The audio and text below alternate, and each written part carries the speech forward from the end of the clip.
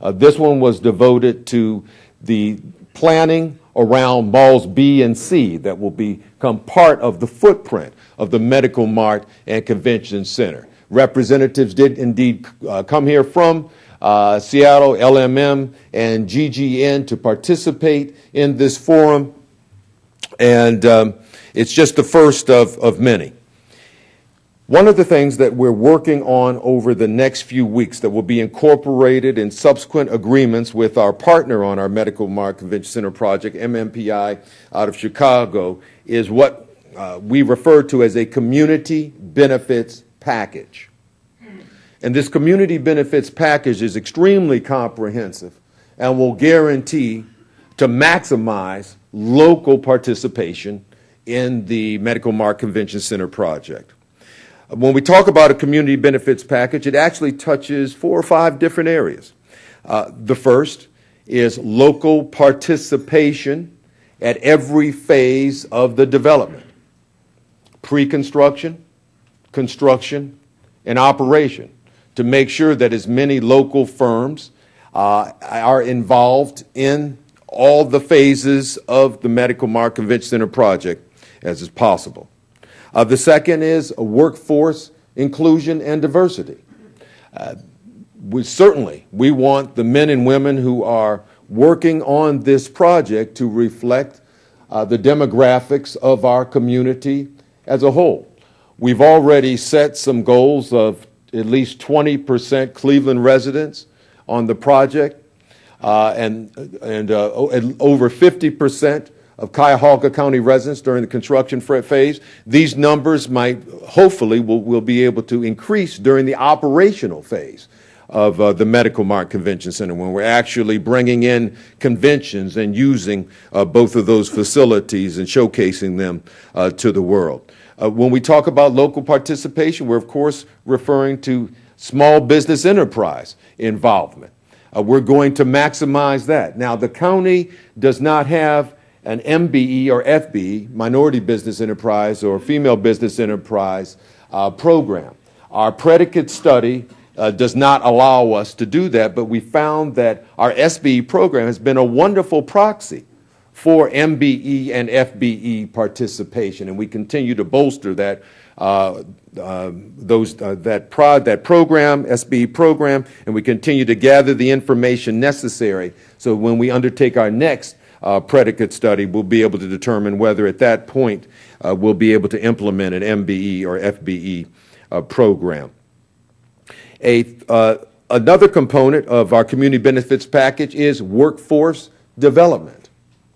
We want to utilize Medical Mart Convention Center in a way that increases the skills of our local population in terms of construction-related activities and in terms of hospitality. We're finding ways to work with Tri-C, with Cleveland State, and with other local institutions, with our labor unions, building and trades, so that we can help develop the overall skill set of county residents, so that when ensuing projects come along, there will be even a larger pool of men and women from our community who are ready to go to work to undertake all that's involved in the construction and operation of facilities like Medical Mart Convention Center. There's also a public art component. We want to make sure that that our local artists have an opportunity to display their talents through the Medical Mart Convention Center. We know there's often ample opportunity in a number of our public projects and private projects, and so that's another key component and element of the community benefits package. The fifth, of course, is public use. We want to make sure that the Medical Mart Convention Center isn't just enjoyed by out-of-towners, by conventioneers, by visitors and guests, but that we, through landscape design and through having the facility available for use, create the kind of environment that local residents will be excited about, that they will have reason to come and to visit and to participate in all that transpires at the Medical Mart Convention Center complex. We know that MMPI, our private sector partner, is most willing and interested in engaging us in this discussion about community benefits package, and so we're excited about ultimately being able to incorporate this into our agreements with MMPI. Now, over the next several months, you can expect some other important announcements, kind of upcoming attractions as regards our Medical Mart Convention Center. We will be consummating our real estate transactions with 113 St. Clair, with Sportsman's Bar and restaurant, and also with the City of Cleveland. We will be selecting our design build team. I had the privilege of participating in the interviews of 4 very talented teams that are all vying to be the ones selected to be responsible for actually constructing the Medical Mart Convention Center. And I can assure you that we will all be quite pleased from every vantage point, including that of local participation, with the team that is eventually selected to undertake what is arguably the most important capital project in this community that's been undertaken certainly since Gateway and the Brown Stadium.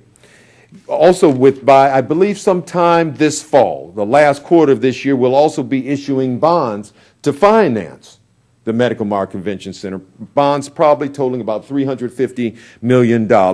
And good news is that we have been awarded $20 million in Recovery Zone Economic Development, $10 million in Recovery Zone Facility bonds that will save the county anywhere from $1 to $2 million each year in interest. And we imagine the bond, the duration of the bond repayment will be about 20 years. So we could save between $20 to $40 million in interest repayments through applying these 2 awards that we've received through the stimulus funds to repaying towards the bond issuance for the Medical Mart Convention Center. So let me say this. If you are simply determined to worry about something over the next week, month, or so, let it be LeBron's elbow. Don't let it be the Medical Mart Convention Center, because we're making great progress in that respect, and we will beat Nashville and New York City to market, because we have 2 critical elements that they still don't have. Our funding is in place, and we have an MMPI, the best conceivable partner when it comes to running marts. I had the opportunity to visit the Merchandise Mart in Chicago. What a phenomenal building. I think there are 20,000 or so employees who labored there. It's extraordinary in terms of what you can see if you're interested in furniture and that. I believe it's the largest commercial structure still in the United States. So we have an MMPI that operates Merchandise Mart, the premier partner in terms of these kind of showrooms, mega showrooms and that. And so those are 2, again, critical assets that Nashville and New York City simply don't have. So one last thing on the list, and of course we won't, it will be probably November when our work in this respect is finished. That's the transition. The transition so far is going swimmingly. Just to share with you a little bit of the structure, as you're probably well aware, the Board of Cuyahoga County Commissioners appointed Jim McCafferty, Joe Nani, and Gary Holland. Jim and Joe are here as members of the Transition Advisory Group, as we were required to do by the charter that was passed last November. I should point out that we made those appointments probably 2 or 3 months before the deadline that we were required to make them by, because we wanted to make sure that we got off to a running start in handing off county government to the next group of county leaders. The Transition Advisory Group established a Transition Executive Committee that's comprised equally of public and private stakeholders, the eight members who will oversee the entire process. The Transition Advisory Group, working with this executive committee, then established 9 different work groups that are providing recommendations on how county government functions can be improved.